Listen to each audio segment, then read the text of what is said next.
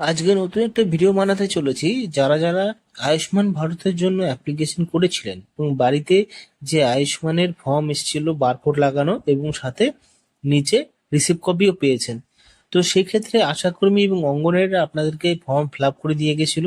যারা SP, HH, PHH, AAY উপভোক্তাদের এখানে কিন্তু ফর্ম দেওয়া হয়েছিল এবং সেই তারা ফর্ম ফিল আপ করাই কিন্তু জমা দিয়েছে, মানে যাদের বাড়িতে বাড়িতে ফর্ম গেছে। এবার কিভাবে আপডেট চেক করবেন? যে নিজের পাতাটা যে সেটা আপনাকে রিসিভ কপি দিয়েছে, সেই রিসিভ কপিটা আপনার কাছে রাখতে হবে। কোন রিসিভ কপিটা দেখিয়ে দিচ্ছি। তাছাড়া আপনি যদি আবেদন না করে থাকেন বা আপনি যদি এখনো পর্যন্ত কোনো কিছু ফিল আপ না করে থাকেন, সেক্ষেত্রে আমাদের আগের ভিডিওটা দেখতে পারো। তার জন্য এখানে ক্লিক করে এখানে কার্ডে দেখতে পাচ্ছ, এখানে কার্ড দেখতে পাচ্ছ, এই কার্ডে ক্লিক করলেই কিন্তু আপনি সেই ভিডিওটা দেখতে পাবে কিভাবে প্রসেস চলছে আয়ুষ্মান যোজনার জন্য। এবার কিভাবে স্ট্যাটাস চেক করবেন? আপনাকে যে রিসিভ কপিটা দিয়েছে, আপনি মনে হয় এই রিসিভ কপিটা পেয়েছেন, কারণ এখানে আপনি কেচির অপশন দেখতে পারবেন।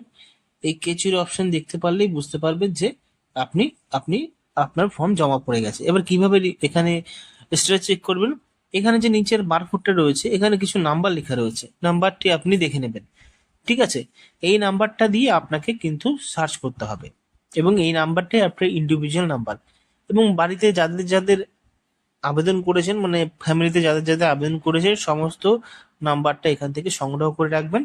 এবার চলে আসতে হবে ওয়েবসাইটে। প্রথম যে ওয়েবসাইটটা, সেই ওয়েবসাইটে ক্লিক করতে হবে। ওয়েবসাইটে ক্লিক করার পরে প্রথম যে ক্যাপচারটা এখানে বসাতে হবে। এবার যে মোবাইল নাম্বারটা, ওখানে কিন্তু মোবাইল নাম্বারও লেখা থাকে ফর্মে, ঠিক আছে, যেটা সরকার থেকে এসেছে ফর্মটা। তো এই মোবাইল নাম্বারটা এখানে দিয়ে দেবেন।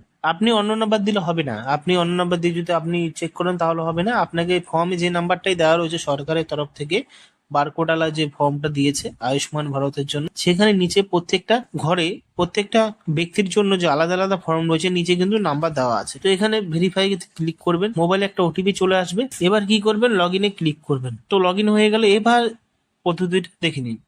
স্টার্টে ক্লিক করবেন, এই স্কিমই থাকবে, ডিস্ট্রিক্টে সিলেক্ট করবেন, এখানে ছোট করে দিলেও চলে আসবে।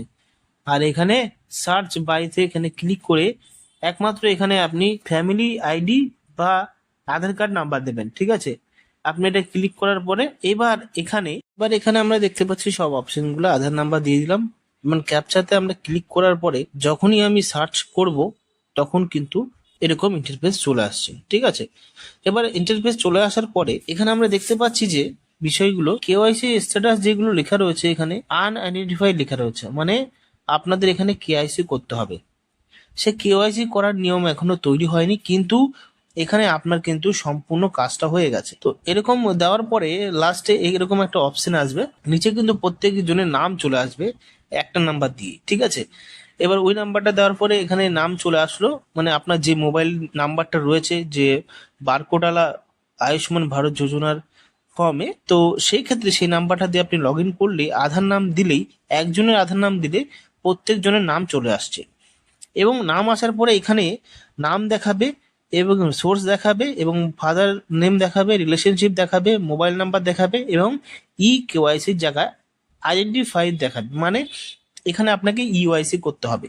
সম্পূর্ণ আপনার কার্ড তৈরি হয়ে গেছে। ঠিক আছে, আপনাকে আর কোনো ভেরিফিকেশন করতে যেতে হলো না, আপনার কার্ড তৈরি হয়ে গেছে। কিন্তু এখানে আনআইডেন্টিফাই দেখাবে। এই আনআইডেন্টিফাই দেখানোর কারণ হলো কেওয়াইসি প্রসেসটা এখনো শুরু হয়নি, মানে এখন আপনাকে শুধুমাত্র কেওয়াইসি করতে হবে।